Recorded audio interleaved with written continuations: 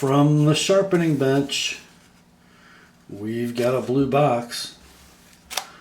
Let's see what might be inside. 615 BK-1401 Mini Rukus. Number 12 of 300. This should be interesting. I've wanted to have one of these in my hands for a long time. Stick with me, guys. We'll take a look at what's inside. Hi gang, Rob here. It is the evening of 24 November 2014, almost Thanksgiving, and we've got in front of the TheApostleP camera tonight a blue box with a knife inside. Imagine that, and it might be a Benchmade. Let's take a look. Familiar microfiber pouch, nestled in beautiful blue foam padding, and a knife. Look at that, would ya? It is the Benchmade 615 BK-1401 limited production Mini Rukus. Oh, Mini, I love that. Just wait till I tell you the specs and you tell me if it's mini. Take a nice slow pan of this beauty. Gorgeous 3D machine black and olive drab G10 scales surrounding a parkerized stainless steel liner frame with parkerized standoffs. Patented access lock mechanism, and a gorgeous drop point blade fashioned of crucible CPM S30V blade steel. Yes, number 12 of 300 in a limited edition. Look at the gleaming edge on the S30V, which Benchmade hardens and tempers to RC 58 to 60 on the Rockwell hardness scale. Lots of familiar features. The normal Benchmade thumb stud, and what a thumb stud it is.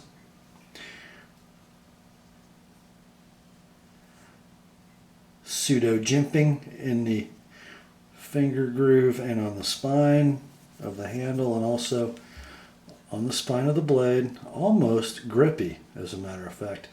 This cut you see, caused by this knife. As I was putting it back together after cleaning and lubrication. And the pocket clip. Nearly a $300 knife. Cheap painted pocket clip. Wah wah. Thanks, Benchmade. We know you can parkerize. This might have been a good candidate. So what do we got here, guys? Well, that beautiful drop point S30V blade, flat ground from about 3/4 breadth down, is 1/8 of an inch thick, coated in Benchmade's suspect BK1 coating. It's basically paint, maybe some kind of a powder coat over a primer. Doesn't hold up real well, as we all know. That blade is 3 3/8 inches long. Well, that's sort of mini. The handle, however, 5 1/8. Yes, the handle a full 1 3/4 inches longer than the blade. But because it's so narrow in this dimension, though, it doesn't really look out of proportion. And it is much smaller than the original full-size Rukus, the 610.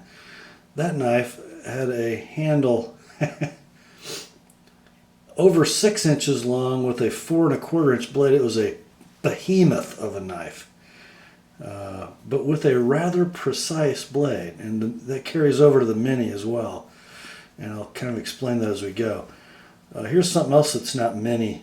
Thickness of that handle, over 9/16 of an inch. So it's sort of wide in pocket in this dimension, but because so narrow in this dimension, not a pocket hog. And oh, so good in hand it is. You know, it looks like a beast of a tactical knife, doesn't it? You might expect to turn its spine up and see what, 4 or 5 millimeters of blade thickness? Nope.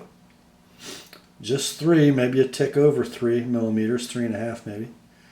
Might be a little wider than an eighth of an inch stock.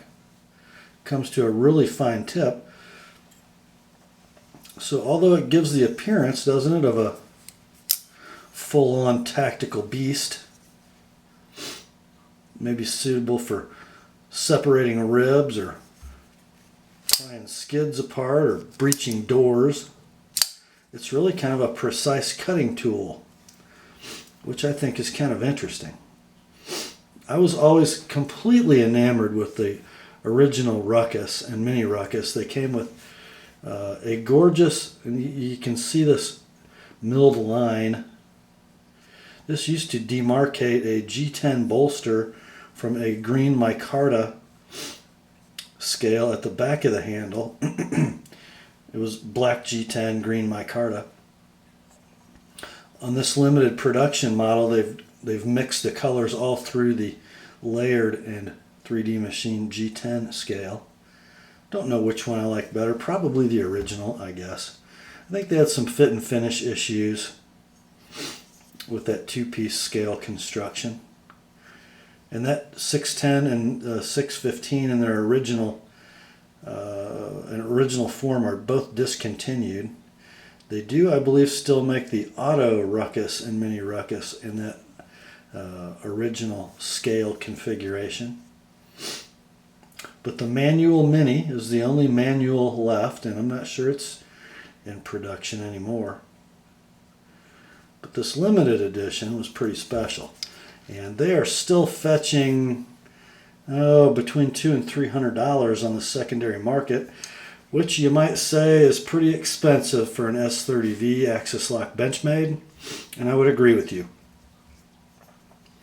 But it's special, only 300 made. You know, is it worth as much as a zero tolerance 560? I say it is. It approaches the price of a used Strider SNG. Is it as good a knife as that? Ooh, I don't know. Definitely a more reliable lock. And let's just take a look at the performance of this mechanism. Let's pull that old Axis lock back. Look at that free swinger. Yeah, it's really that good. Absolute zero play side to side and up and down. It is a limited production, sort of Benchmade custom shop quality. Absolutely wonderful lockup.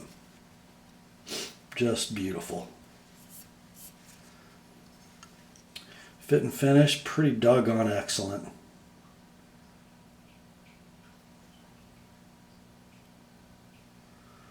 All the way around.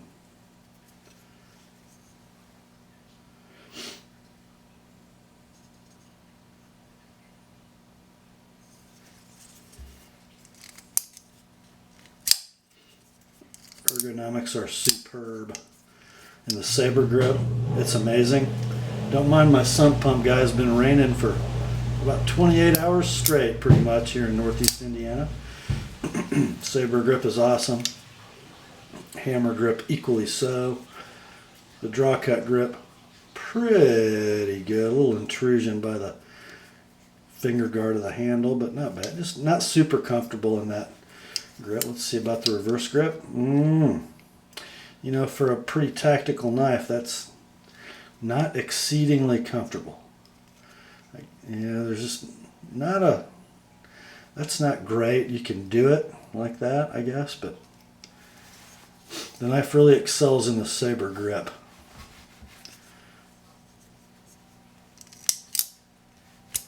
Whoops.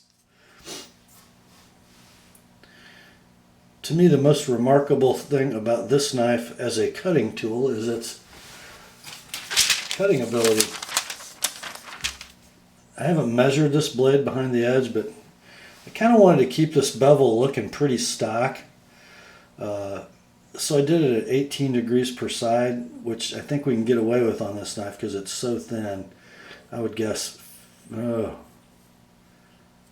under 20 thousandths behind the edge, and you can see that 18-degree bevel, pretty skinny.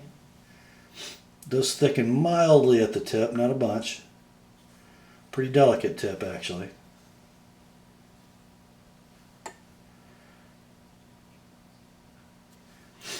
But it's really a great slicer. Doesn't look like a slicer, but that's what it is. Let's see. Yeah. Pretty quiet going through there. Do some pushes. Oh yeah. Pretty nice. Clean up my mess. Just really a nice slicer. So it's kind of a fooler a little bit. Oh, by the way, a little hefty, even with fairly aggressively skeletonized liners.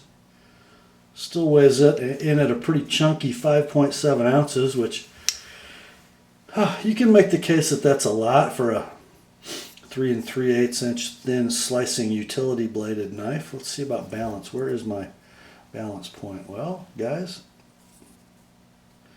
it's right there in the finger groove, right where you want it, which kind of surprises me. It's a long, heavy handle, although that finger groove is quite a ways back from the front of the handle, so they put the finger groove in the right place, I guess.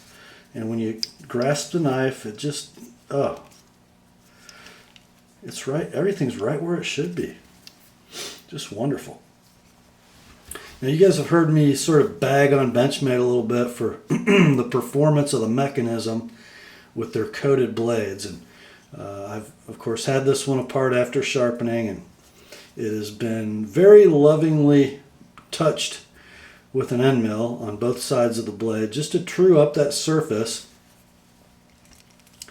So we're able to achieve a free swinging, play-free blade that is pretty nicely centered. It is just ever so slightly off to the left as you're looking at it, but it's just not a bunch. Not much at all. Let's talk about this clip a minute. You've already heard me complain that it's painted. I don't really love these fold over Benchmade clips. They're not super strong, but with a little bit of texture in the handle, it becomes a clip that retains more than adequately. Does not really want to come out of the pocket. It does its job. I wish it were Parkerized, but it's not. I have known Benchmade's fold over clips to snap right here in this tightest bend, especially when we're trying to adjust the tension on them. Usually they need to be made tighter, and when you squeeze them sometimes they'll snap on you. Not to worry though, Benchmade will be happy to send you a new one.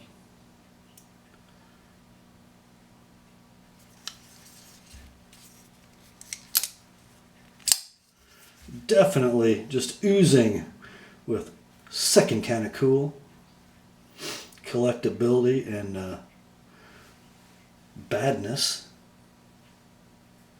and a super well built knife. You'll notice I did have to just enhance this sharpening choil area ever so slightly. I had to remove about a 1/16 of cutting edge. Tried to blend that pretty well in that little ricasso and blackened it a little bit to tidy it up.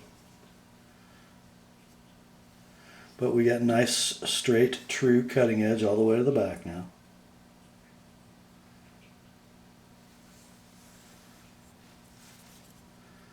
And guys, it is so wickedly sharp. Just touched my thumb with that thing and it parted.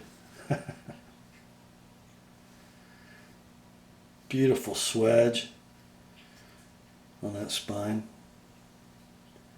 Pretty symmetrical too.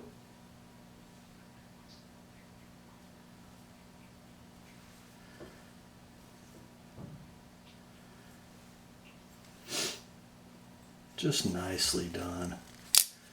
Well, this one will be heading off in the next couple days to my customer Michael.